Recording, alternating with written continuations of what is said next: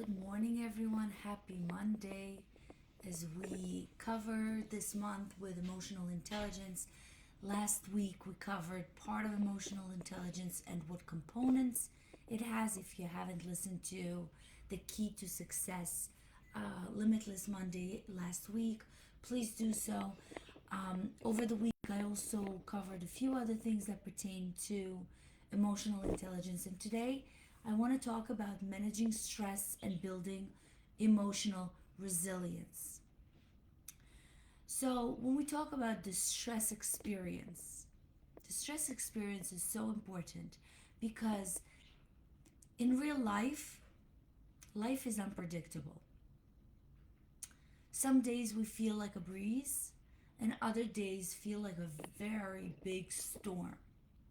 But here's the thing, you can't control the storm, but you can control how you react to it and how you navigate through it. My favorite author that I've spoke about many times already, Viktor Frankl, a Holocaust survivor who wrote the book Men's Search for Meaning. And it's incredible how at that harsh time he had such an amazing mindset to help and to be happy at that time where it's just horrific. So there's this quote from his book: when we are no longer able to change a situation, we are changed to change ourselves. So that's really what emotional resilience is all about: adapting, staying strong, moving forward no matter what life throws at you. So before we dive in, let me know in the comment, what is one thing that stresses you out the most? Is it work? Is it relationships? Is it uncertainty? Drop it below. I just want to see, what are you guys stressing most about? So when we try to understand stress, why is it affecting us? Stress isn't always bad. In fact, there are two types of stress. Eustress, which is good stress, that's the type that pushes you to meet specific deadline. That's the type that performs, that pushes you to perform well in competition because you want to win. So you're stressing, but it's a good stress and it prepares you for an important event. The bad stress is chronic stress. That's the one that weighs you out and really keeps you up at night. Makes you feel overwhelmed, makes you feel stuck. The problem is when stress becomes chronic, it starts to impact your brain, your body, and your emotions. Brain fog and memory issues are caused by stress, and I talk about this in my memory class because of a hormone that's released in stress, and you probably know what that is. That is the cortisol hormone. And if you notice, a lot of us, when we are stressed, don't we start forgetting things? Don't we start forgetting simple things? Believe it or not, when you're stressed, it shrinks your hippocampus, which is the part of the brain that's responsible for memory. Stress also weakens immune system. You get sick more often. And if you notice, when you're going through very difficult times, you often get sick. It causes you to be emotionally exhausted. You feel irritable, you feel anxious, and you feel like you're completely drained. Have you ever stressed so much about something that you couldn't focus? But the moment you relaxed, the solution came right on. That's because your brain is telling you you need a break. So, how do we break the stress cycle? How do we build that emotional resilience? Emotional resilience isn't about avoiding stress, it's about handling stress in the way that it does not break you. And there are three powerful ways to build resilience. The first one is the power of interpretation. Your thoughts shape your reality. The way you interpret a situation determines how much stress it creates for you. So for example, let's say two people lose their job. One would think, this is the worst thing that ever happened to me. And that spirals into stress, fear, and so on. The other might think, this is an opportunity to start something new. They feel anxious, but they take actions. When you change the way you look at things, the things you look at change. So the next time something stresses you out, ask, how else can I view this situation? Can this be an opportunity instead of a setback? The second one is the 3-bucket method. Control what you can, release what you cannot. A lot of stress comes from trying to control things that are simply out of our hands, beyond our control. So there are 3 buckets I want you to focus on. Bucket number 1, things you can control. And what can you control? You can control your actions, your mindsets, and your daily habits. Bucket number 2, things you can influence. And what can you influence? You can influence your communication, so how you communicate, and who you spend time with. There's a famous quote that says, you are the 5 people you spend most of your time with. And bucket number 3, things you cannot control. You cannot control other people's opinion. You cannot control the economy. You cannot control the weather. And in my book club that I'm meeting today, we're covering the book, Let Them. That's really what it's about. How you deal with this 3rd bucket, and you simply let them. Most of your stress, or our stress, I should say, comes from bucket 3. We are getting influenced by other people's opinion. So someone didn't invite you to their birthday. So what? Let them. So when you shift this energy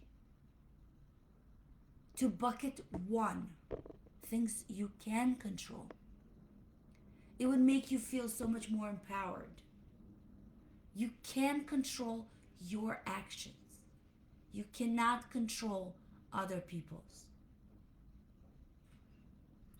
So let's say you're in traffic right now, and there's a lot of traffic, and you predict that you're going to be late, and you're stressing about it. But stress isn't going to change the traffic, right? So what can you do about it to move it to bucket 1? Your reaction. Your mindset. Shift your mindset. Put a podcast instead. Breathe. Make a phone call. Say that you're going to be late. That shift reduces your stress immediately. Think of your current stressor, something you're going through right now, and ask yourself, which bucket does it fall into? Why are you stressing? Am I focusing on what I can control? Or am I stressing because of something I cannot? The 3rd power is the prevention plan. Develop daily stress resilient habits. Just like working out, make your muscles stronger when you work out, when you go to the gym. Daily habits make your mind stronger, and they make it stronger against your stress. I'll give you 3 ways to eliminate stress instantly, and I use that. So the first one is the deep breathing method, and I teach that at every opportunity I have. The 4-7-8 method. You breathe in for 4 seconds. you hold for 7 seconds. And you exhale for 8 seconds. And you repeat that 3 to 5 times. Now, what does it do? We have two nervous systems. We have the sympathetic and the parasympathetic. When you're under stress, your body goes into parasympathetic nervous system. Your blood pressure increases, your cortisol gets released, a whole bunch of things happen. Your body is prepared for a fight, flight, or freeze response. This is our natural response to stress. When you do this deep breathing, it brings your parasympathetic nervous system out. So it basically slows down your breathing, slows down your heart rate, and it signals your body to relax instantly. Try it. It really works miracles. I do it all the time. The second thing that works a lot for me, and I'm sure it would work for you if it works for me, gratitude. Gratitude rewires your stress. Two opposite emotions cannot exist at the same time. If you're stressed, you cannot be grateful. But if you're grateful, there's no place for stress. So when you feel overwhelmed, right away, list 3 things you're grateful for. Your brain cannot be stressed and be grateful at the same time. So what it would do is it would shift your mindset into something positive. And you'll see how it would alleviate your stress almost instantly. And if you can't think of 3 things, you're not thinking well enough. There are always things to be grateful for.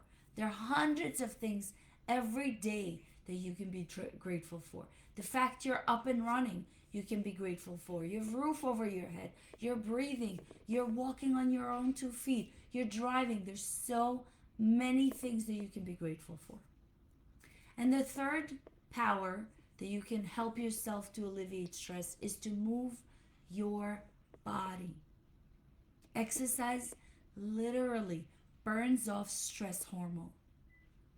So even 5 minutes of movement can reset your mood.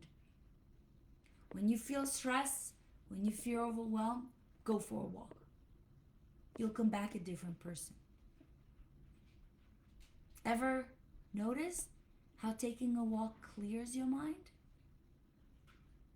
Well, that's because movement helps your brain process stress more effectively. So I gave you 3 different ways, and I want you to pick one and commit to this. Commit to this for the next 7 days. Because stress is part of life. But how we handle it is our choice. And I want to summarize what we talked about today with the strategies to build your emotional resilience. Reframe your perspective. Change the way you see stress. Control what you can. Release what you cannot. Stop wasting your energy on things outside of your control. And the third thing, develop daily stress resilience habit. Small actions every day create a strong mind. What is one stress relief habit that you're committed to this week? Drop it below. Each morning before you start the day, take 60 seconds to breathe deeply and set an intention. Something like, today, I will handle challenges calmly. Affirmations do work. It sets the tone for the entire day. Next Monday, I'll be talking about master emotional regulation, how to stay calm in any situations.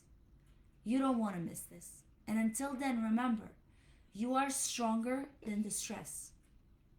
You are resilient and you are limitless. See you guys next week.